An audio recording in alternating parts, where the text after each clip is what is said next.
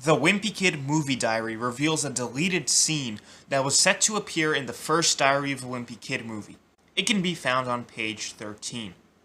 Let's read it together. Roger comes up to Greg and says, "Hey twerp, Dad brought home an ice cream cake, so if you want some, you better get your butt down here." "I don't know, I'm kind of in trouble." "Yeah, that's why they got it. Mom and Dad feel bad about punishing you so hard." Greg jumps up and rushes out the door. Interior, Heffley hallway. Just later, Greg races down the stairs and skids to a stop in front of the open archway to the living room. Interior, Heffley living room, continuous.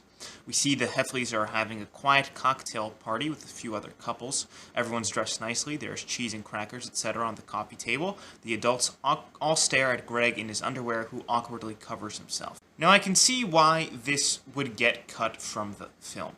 For one, it sounds like they're parodying any teenager in a cartoon, because no one says twerp. I think this is also just a bit unrealistic, because the entire premise of the movie is that Greg is kind of supposed to be a relatable middle schooler, or someone who gets thrown into a new environment and is trying to navigate it. This doesn't feel like a real thing that would happen to a normal middle school kid.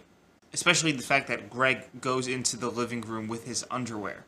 And this is just unrealistic because not one of Greg's parents would have told him that, "Hey, we're having guests over, you should probably stay in your room." And I wonder what Greg would be in trouble for.